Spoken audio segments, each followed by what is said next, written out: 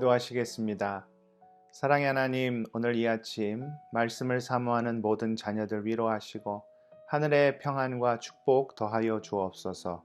예수 그리스도의 이름으로 기도드리옵나이다. 아멘. 할렐루야. 우리에게 새 아침을 주신 주님을 찬양합니다. 오늘은 우박재앙이라는 제목으로 출애굽기 9장 13절에서 35절까지의 말씀을 묵상하시겠습니다. 하나님께서 애굽에 내리신 10가지 재앙의 목적은 모두 동일합니다. 7번째 재앙인 우박재앙을 행하시면서도 하나님께서는 그 목적을 분명히 밝히시지요. 14절입니다.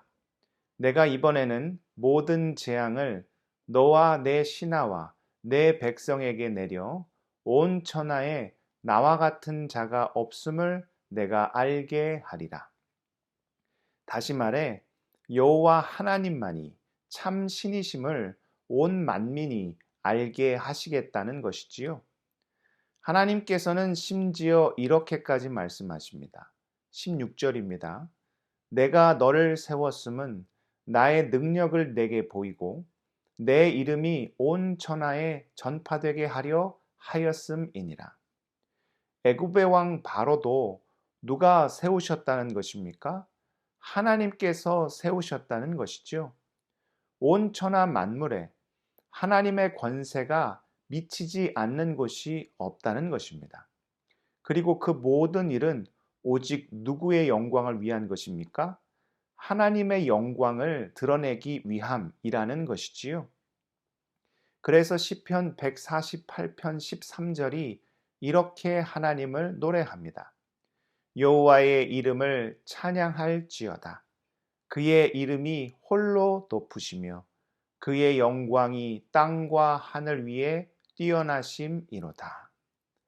그런데 이 우박 재앙에서 이전 재앙에는 없었던 다른 특징을 발견하게 됩니다. 이전 재앙에서는 몸이 병들거나 다치는 등의 피해는 있었어도 재앙 때문에 직접적으로 사람이 목숨을 잃는 일은 없었지요. 그런데 이번 우박 재앙을 통해서는 어떤 일이 일어날 수 있다는 것입니까? 19절 후반부를 보십시오. 그것들이 죽으리라 하셨다 하라.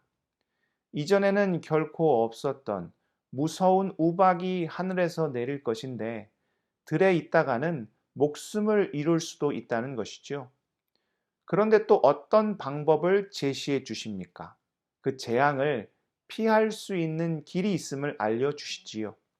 하나님의 말씀을 듣고 순종하는 자는 비록 그가 애굽에 속한 자라고 하여도 어떻게 할 수 있다? 피할 수 있다는 것입니다.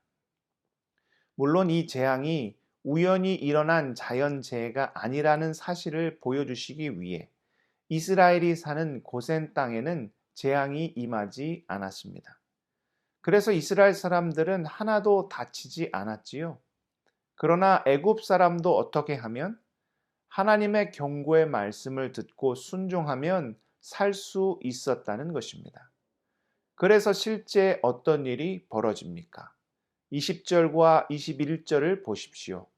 바로의 신하 중에 여호와의 말씀을 두려워하는 자들은 종들과 가축을 집으로 피신하여 드렸으나 여호와의 말씀을 마음에 두지 아니하는 사람은 그의 종들과 가축을 들에 그대로 두었더라. 결국 하나님의 말씀대로 하늘에서 우레소리와 함께 우박이 떨어졌습니다. 그리고 동시에 하늘에서 불도 쏟아져 내렸지요. 누가 살았겠습니까? 당연히 고센 땅의 이스라엘도 살았겠지만 애굽에 속한 자라 하여도 하나님을 두려워하며 하나님을 신뢰한 자들은 심판을 당하지 않았다는 것입니다. 이 재앙은 애굽에 큰 피해를 입혔습니다. 얼마나 무서운 재앙이었는지 바로가 이렇게까지 이야기하죠. 27절을 보십시오. 바로가 사람을 보내어 모세와 아론을 불러 그들에게 이르되 이번은 내가 범죄하였노라. 여호와는 의로우시고 나와 나의 백성은 악하도다.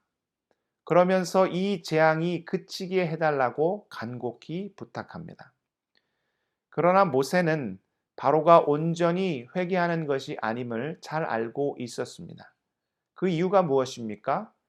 이번 우박으로 삼과 보리가 상하기는 했지만 아직 밀과 쌀보리는 자라지 않았기 때문입니다. 이것이 무슨 말입니까? 바로와 애굽 사람들에게는 아직 믿을 구석이 있었다라는 것이죠.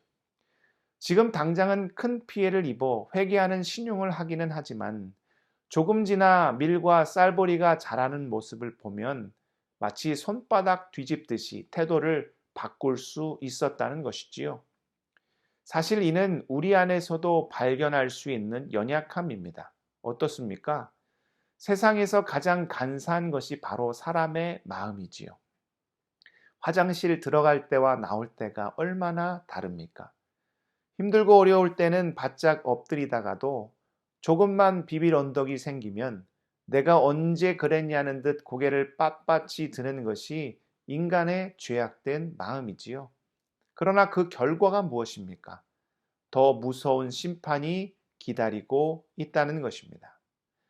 사랑하는 성도 여러분, 무서운 심판을 피할 길은 오직 하나님을 경외하며 그 말씀에 순종하는 것입니다. 애굽에만 무서운 심판이 임하는 것입니까? 아니지요. 성경은 말합니다. 히브리서 9장 27절 말씀에 한 번 죽는 것은 사람에게 정해진 것이요 그 후에는 심판이 있으리니. 그 심판을 피할 수 있는 유일한 길은 하나님께서 친히 허락하신 예수 그리스도의 십자가의 길을 걷는 것뿐입니다. 오직 주를 의지함으로 심판의 하나님이 아닌 사랑과 자비와 능력과 기적과 구원의 하나님을 경험하는 우리 모두가 될 수 있기를 축복합니다. 기도하시겠습니다. 사랑의 하나님, 심판의 하나님이 아닌 기적과 구원의 하나님을 경험하기를 소원합니다. 오직 하나님만을 경외함으로 그 말씀에 순종하여 십자가 든든히 붙잡고 주님만을 따르는 주의 참 자녀들, 백성들 다 될 수 있도록 우리를 인도하여 주옵소서. 예수 그리스도의 이름으로 간절히 기도드리옵나이다. 아멘.